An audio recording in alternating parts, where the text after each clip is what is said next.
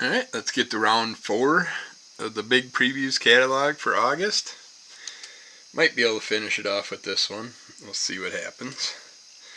Starting out with Spill Blood, number 1 by Jonathan Hendrick and Stefano Cordicelli. 36 pages of blood-splattered horror from the creative duo of Jonathan Hendrick, Can I Scream, and Stefano Cordicelli from Don't Spit in the Wind. Rejected by heaven and exiled from hell, a doomed priest walks the borderline between living and dead. He listens to those who cry to their deity for forgiveness. Then at night, he will spill blood. Then we got, those are ongoings. And we're jumping right over to, jumping one page over, we got Mary Shelley's Frankenstein, starring Boris Karloff. If you're a Frankenstein fan. They got the hilarious House of Frightenstein, Volume 1, the Bruce Size Digest. I don't know if you've ever checked that out, but it's a very goofy, simplistically done show that also features Vincent Price. But yeah, if you want a very goofily done monster show, I say check that out. We got Little Shop of Horrors, number 51. I don't know, it's a Nosferatu special, but I'm guessing that's a magazine. Next up, we got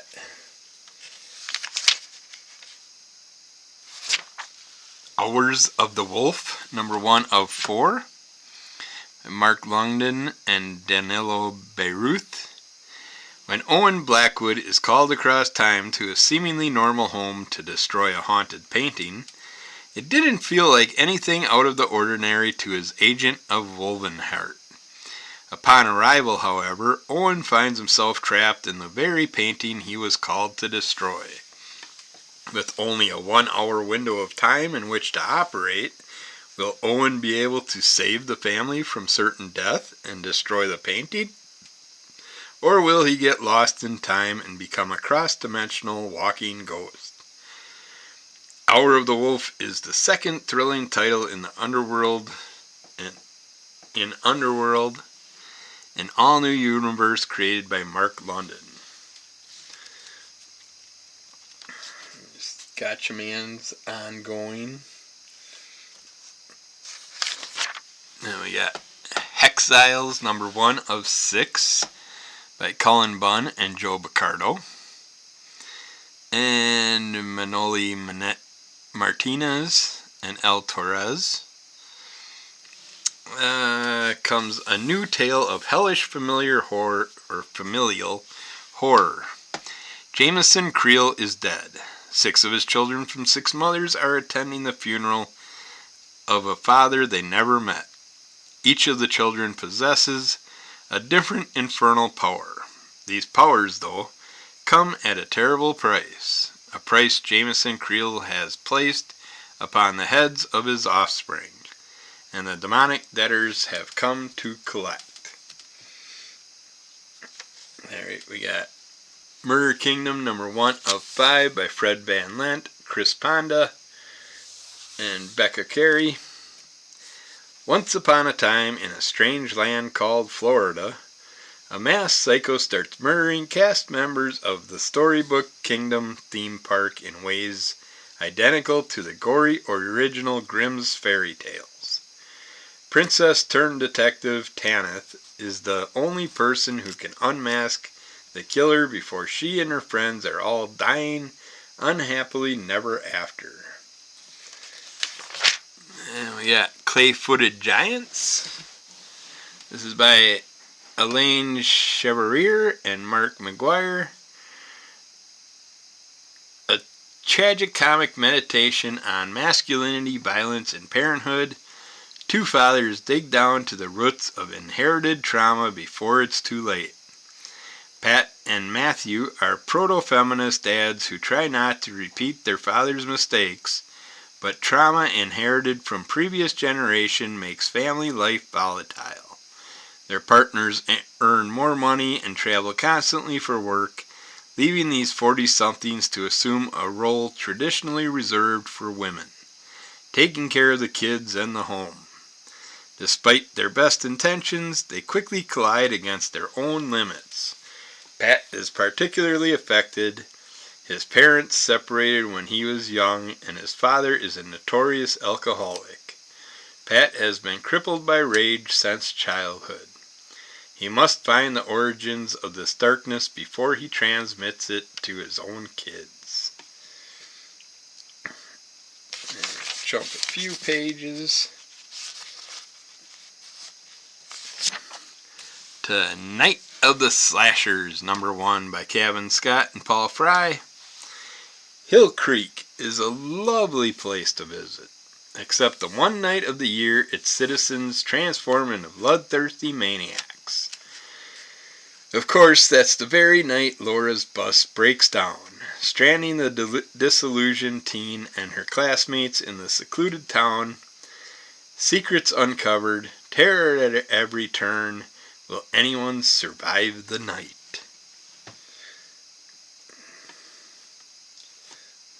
We got Day of the Dead Girl, #1 by A.J. Mendez, Amy Garcia, and Belen Calubras. Death is never the end of the story. Coroner Sam Castillo will learn this the hard way. When a supernatural serial killer targets her hometown, just as she moves back, a skeptical woman of science, Sam butts heads with her spiritual mother Anna, a leader of the witch coven specializing in brujeria. But when the coven's brujas start turning up murdered, Sam and Anna must work together to find the killer and save their town's Day of the Dead festival from turning into an occult bloodbath. As if sharing a bathroom with her mom wasn't hard enough. And you got the Scale Trade. If you're into well, I suppose we can give you the gist of it again. We talked about it not long ago, but Steve Orlando and Megan Wang. Jurassic Park meets Law and Order. In a modern-day world one step removed from our own, dragons are a highly respected and highly endangered species. But poaching is an existential threat. When young idealist Carmen Tritos joins the federal agency tasked with managing dragon populations, he quickly discovers that the entire system is corrupt. After seeing firsthand the cruelty of the system, our newly radicalized dragon savior takes matters into his own hands. And you got Death Comes for the Toy Maker by Dakota Brown and Ryan Cody. Every year, the holiday gift giver visits children all over the world on a special night. But Gil's immortality comes at a cost. Forced to do the work of death, carrying a list of ready-to-harvest souls alongside his naughty and nice list, Gil gives toys and takes souls all in one night. But as the toy maker reflects on the relationship he's had with death for several millennia, an associate reveals a scheme that may just put an end to Death's contract, and perhaps Death himself.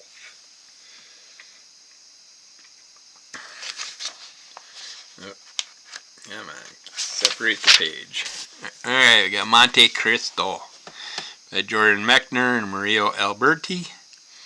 In 2001, Sam Castillo was a young, successful contractor, engaged to his sweetheart with a happy life ahead of him, until hidden rivals conspired to frame him as a terrorist. Sent to a black site federal prison, Sam spends nearly 20 years essentially disappearing from the world, and there he befriends a brilliant multilingual inmate who teaches him the ways of the world and bestows upon him the key to a hidden fortune. After a daring escape, Sam begins a new life as a wealthy businessman with secret plans for revenge against those who betrayed him.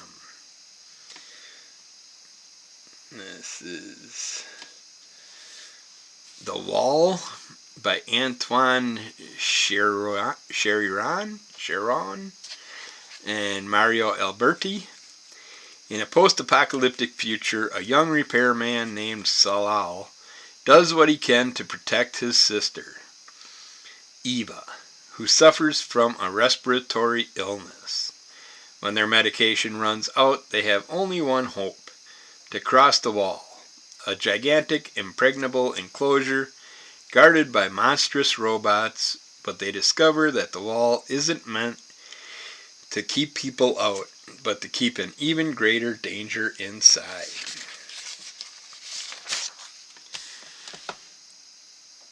Who Killed Kenny? Alessandro Piero Perugini, you too can be a detective. Solve these morbidly funny puzzles where on one page you are presented the crime scene where poor Kenny is assassinated. The next page gives you the answer. How much of an ace are you? How observant are you? A cross between South Park humor and Where's Waldo for adults. Collected from the Instagram sensation with hundreds of thousands of followers. That sounds interesting. For Buffy the Vampire Slayer fans, you got Bite Me, the little guide to Buffy the Vampire Slayer. I'm Buffy the Vampire Slayer, and you are... A prestige show that was ahead of its time. Buffy the Vampire Slayer brought vampires back into the mainstream and made stars of its cast, and its impact has lasted long after the show's end, with a devoted cult following and a growing new audience. Buffy remains a cultural icon, reminisce some of the most iconic quotes you've ever heard in your life or unlife in the Little Guide to Buffy the Vampire Slayer, filled with quips and facts about the adventures of the famous Slayer and her friends against the forces of nature. I might have to pick that up for the wife. We will see. It's just a little book for $9, but nice little present type thing. We got Into Uncut Grass by Trevor Noah and Sabina Hahn. A story for all ages from the author of the #1 bestselling, blah, blah, blah. In the tradition of the boy, the mole, the fox, and the horse, comes a gorgeously illustrated fable about a young child's journey into the world beyond the shadow of home.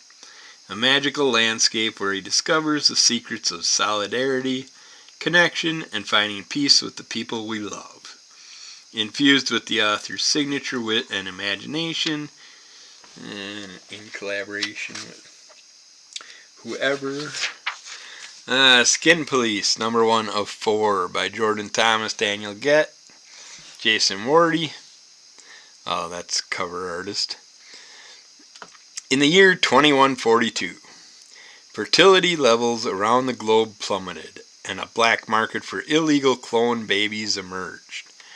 Millions of parents used their own genetic material to welcome these new children, only realizing the horrific consequences far too late.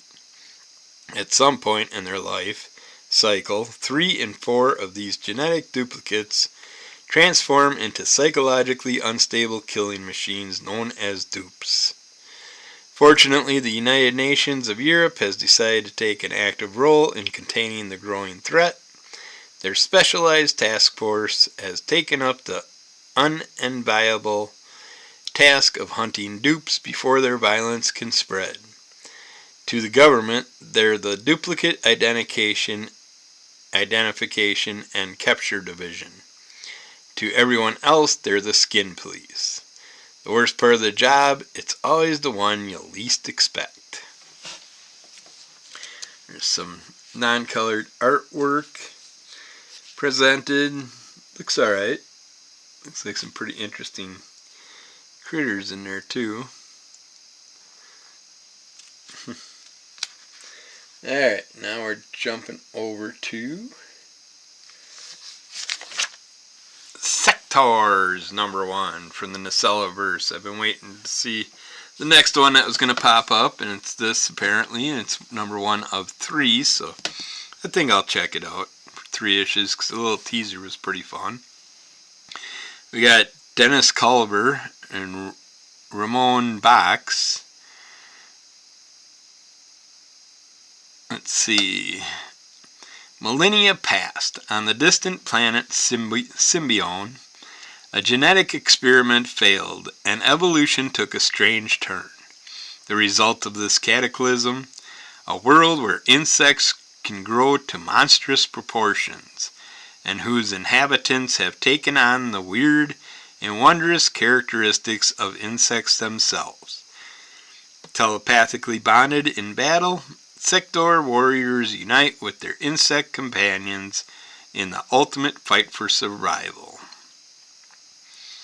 I was never a huge fan of Sectors when I was a kid, but I did have a few things from Sectors. But you'll see. I'm gonna check it out at least. At least do the 3 issues. Can't get my stupid pen to work. But this one I was very happy to see. We got Dwellings All Hallows Eve special. Jay Stevens does such an awesome job with this Dwellings. Old school horror, cartoony play on some wonderful kid style stories and stuff from the past. But yeah, it's just so much fun. If you haven't checked it out, definitely worth checking it out. This Halloween, return to the terrifyingly tranquil streets that Dwellings calls home. As seen through the eyes of visitor Wolfgang Legant, but Wolfgang is no ordinary tourist. He's convinced he's actually a seasoned vampire hunter, and this delusion has drawn him to Elwich to drive a stake through the once unassuming town's thriving sanguinarian goth subculture. But when Wolfgang meets Emmeline Momenta, a young woman similarly possessed by the idea that she's a real vampire, irrational faith may be the only thing capable of stopping a mass murder in the making. Yeah, he's done so good with that Dwellings run, and I've backed it on Kickstarters. I'm surprised this wasn't a Kickstarter also. But yeah, I'm very happy to be buying it directly from the book now instead of doing more Kickstarters. We got Rick and Morty Finals Week. Old Man Morty #1 by Alex Freer and Fred C. Stressing. Morty is at his wit's end. He's failed his last 4 exams and is desperate for a miracle. As he begs Rick for help, they're paid an unexpected visit by Morty. No, Old Man Morty, who takes his younger self on a journey, much to Rick's chagrin, as something just doesn't feel right. Old Man Morty can save Morty from Old Man Rick and get him away from that freak. Okay, so that was that page. Jumping a few pages to see what we got here. It looks like just Hot Valley Days and Cocaine Nights trade paperback by Matthew Spradlin, Sean E. Demort, Fareed Karami, and various artists. This is a true story of Janie, a tough teenager who hitchhiked from Ohio to Los Angeles in early 1980 and quickly became one of the top cocaine distributors to big metal bands, music labels, and film studios. Also the one responsible for killing Belushi and a bunch of other people, probably.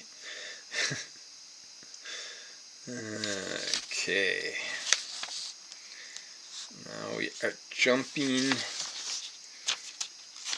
to Katrina's Caravan Confrontation, number 1, by Hector Rodriguez Lee, L-I-I, and Guillermo Villarreal. In a sudden violent turn of events, Seattle, Washington becomes plagued by flesh-eating ghouls, who all have one bizarre thing in common. None of them are Mexican. Barely escaping with their lives in the gentrified suburbs, siblings Marisol and Javier barricade themselves in a local Tigueria and meet a motley group of survivors. Tension builds as the number of victims and ghouls grow, while the remaining defenders plot an escape from the city. We got Black Mirror number 1. An oversized one-shot in a series of ongoing one-shots by Ryan Gutierrez. A werewolf gunslinger rides from town to town in a nightmarish version of the Old West, dispensing justice by the end of a smoking barrel and bloodied fang. Black Mirror helps those who need help and kills those who need killing. Man or demon, he'll give you the justice you deserve. Sounds interesting. I'm just not into Old West stuff.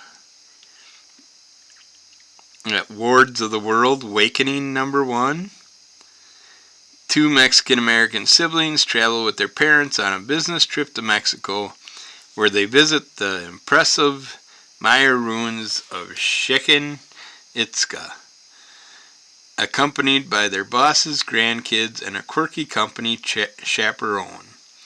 But their exploration of the tourist attraction goes sideways when the kids sneak into the pyramid of the feathered serpent and fall into the secret cenote beneath. As they emerge from a vast underground lake, they realize they've been transported to another world, full of supersized creatures and even bigger kaiju. We got some kaiju characters in there. That sounds fun. Okay, those are ongoing. Let's see what we got over here. Yeah, that's a Scouts thing. We got Baby Barbarian number 1 by William Gosling and Igor Wolski. When the Berserk family comes to Lothome, they encounter a merchant in possession of the player's throne, a magical seat that transports whoever sits on it to a land of endless fun and games. Unable to control his curiosity, one of our barbarians is spirited away to the ruins of Castle Slapdash. The rest of the family follows him, but Castle Slapdash is full of tricks, traps, and monsters. Will the family make it back home to Lothome, or will they become the latest victims of the ruins' ghoulish residents? And we got The Veil by Gabriel Hernandez. El Torres present their renowned work in a long-awaited edition, remastered and relettered. Okay, this is a reprint, so we don't need to get into that. Let's see what else we got here. Adieu, Bienvenue, Jeanette Kalinka's Story of Survival. It is April 1944. 19-year-old Jeanette Kalinka arrives at the Auschwitz-Birkenau camp. Her father and little brother are immediately gassed. Jeanette is selected as a worker. She survives. It is October 2020. 95-year-old Jeanette takes advantage of a lull in the COVID-19 epidemic to accompany a group visiting Birkenau one last time. As a farewell, she brings with her a journalist, France Info's Victor Mattei, and a comic strip writer, J.D. Morgan. From this trip, a comic book is born. Jeanette tells her life before the war. So yeah, if you want to get into that type of storyline, that's for you. And yeah, we got, that's a prologue, so we don't need that. We got Bloody Mary one shot. Maria can't wait to sneak out on her date with Evan, the cute boy she's been crushing on. But their evening out gets sidetracked by Evan's cousin, who just needs to stop for 10 seconds at the stake. A vampire club. Is the night ruined, or can the irresistible beat of house music help Maria have a change of heart? Get into the groove with this funny romantic comic from Nick Wynn, printed with a foil cardstock cover. That's why they got a $10 price tag on it. We got Twilight Grim #1. In the center of Hollowed Heights, a towering wall divides the city. On one side of the city lives the middle and upper class humans. On the other side of the wall, in the region known as the Blood Zone, dwell the poor, the homeless, and the hopeless, and the vampires. The only thing standing between the bloodsuckers and their intended prey is a young man known only as Twilight Grim. His silver blades and blessed bullets make him the most loved and the most feared and hated citizens of the Blood Zone. They're getting a little too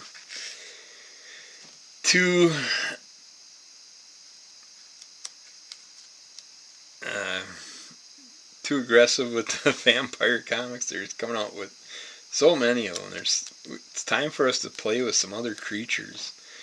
Get into some other fun stuff. Alright, we got The Crow. Dead Time #1. It's been a while since we had a new Crow book out there. To start,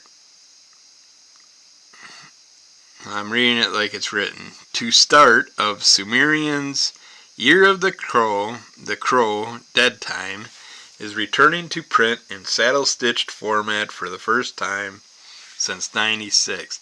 I thought I had The Crow Dead Time.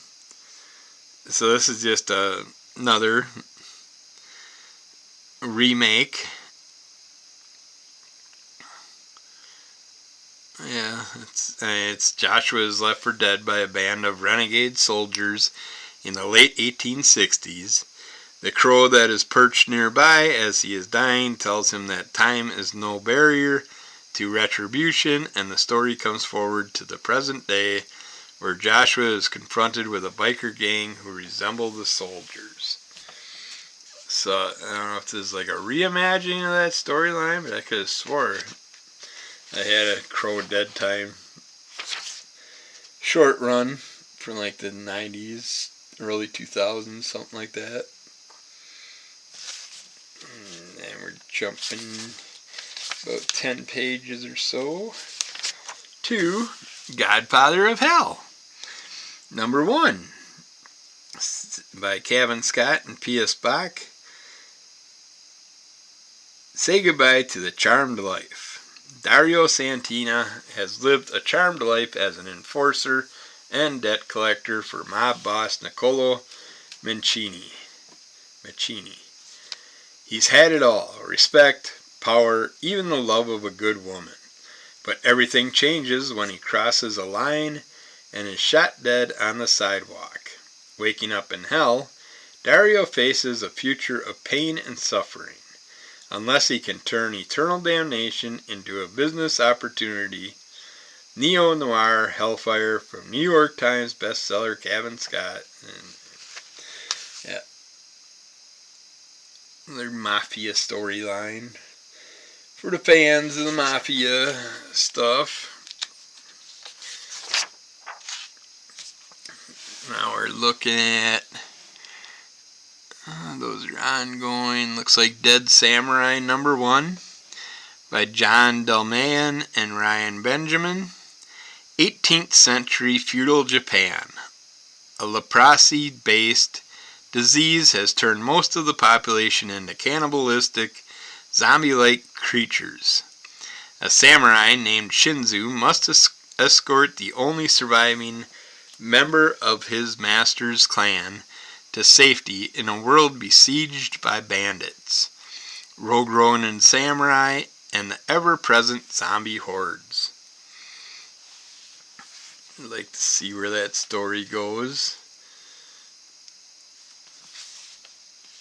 And we're jumping another 10 pages or so, maybe, to Team Darkstalkers #1.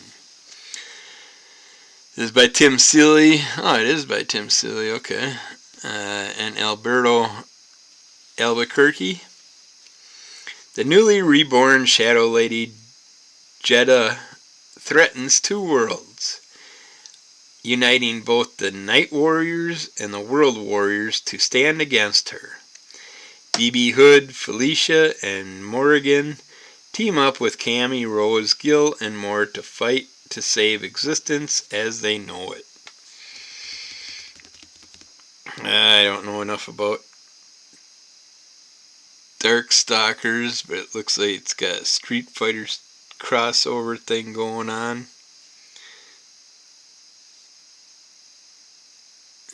Well, they did have a Street Fighter versus Darkstalkers graphic novel that they're reintroducing. But yeah, I'm not sure. Don't know enough about those characters. I know them visually, but don't know. Never got into that stuff, so.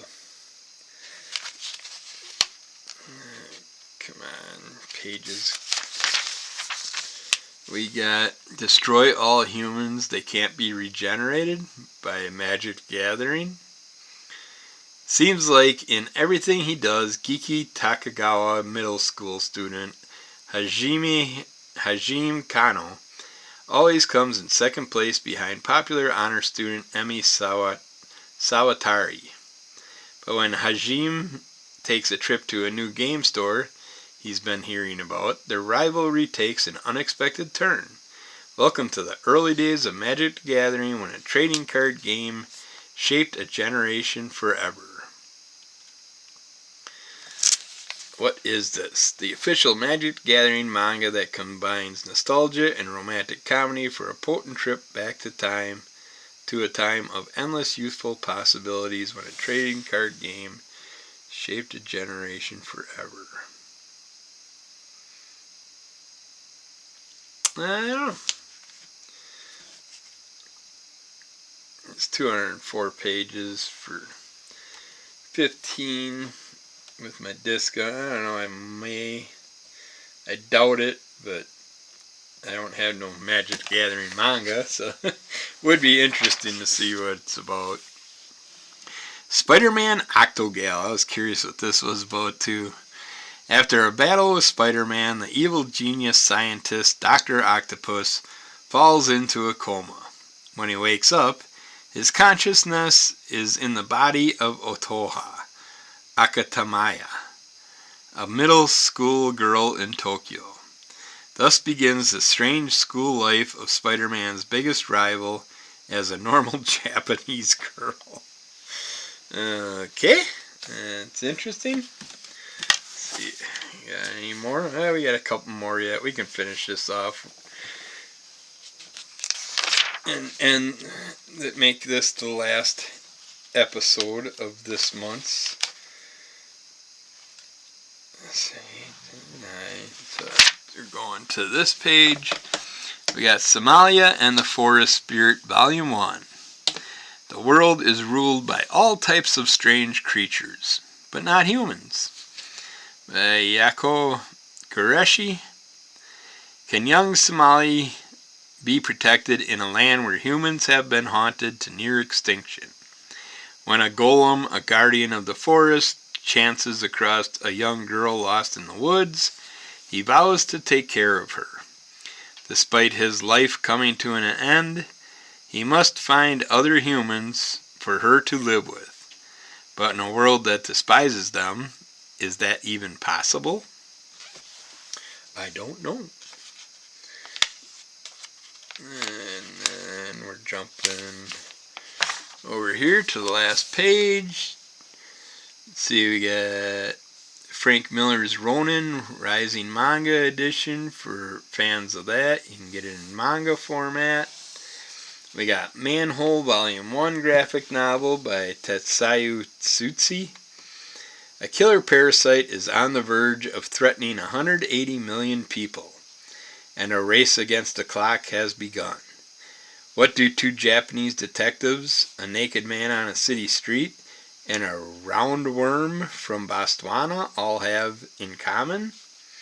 Ken Mitsugishi and Nao Inu are a pair of investigators asking themselves this very question as they string together clues to solve a string of bloody and mysterious murders. But as the pieces come together, they begin to uncover the threat of a deadly biological agent which poses a threat of epidemic proportions. Good thing this is the last page. An unlikely lead sets them off on the hunt for a mysterious photographer, but as they chase down shadows, the infection keeps spreading. Okay, is that the last one? Looks like it. Yeah. And they do have Leviathan Volume 1 graphic novel, but that I'm assuming is collected. It's like Monster or Human. What sleeps deep in the darkness? The Leviathan, an enormous spaceship, drifts in spaces, abandoned in a galaxy far, far away. When looters break into the abandoned ship, they discover the diary of a middle schooler, Kazuma, who documented the horrific fate of its passengers. Shocked, the looters read on, but as they do, they reach a chilling realization. There is still one survivor somewhere inside. Along with the looters, the reader will piece together the decades-old tale of an innocent school trip to Earth with a tragic and brutal ending. As sudden explosions destroy the hull of the Leviathan, trapped in space without enough oxygen left to wait for rescue. Kazuma documents the mental collapse and treachery of his teacher and classmates as they realize that the only hope for survival is the cryopreservation unit at the heart of the ship, which can only fit one person. A bloody battle for survival ensues as friend turns against friend, teacher against student, and each survivor is forced to confront the value of their own life. Interesting alien-esque style story.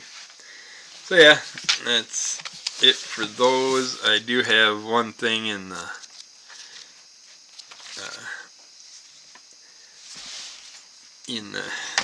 this side where we have all our figures and stuff. There's cool little Tom and Jerry.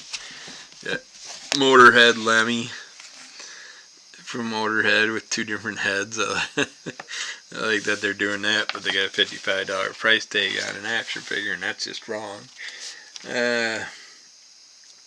Especially for someone who's passed, who's not with us anymore, and people are profiting off it. But got some fun horror stuff for horror fans. If you're looking for anything, Bride and Prince, and I do. I dig your bones.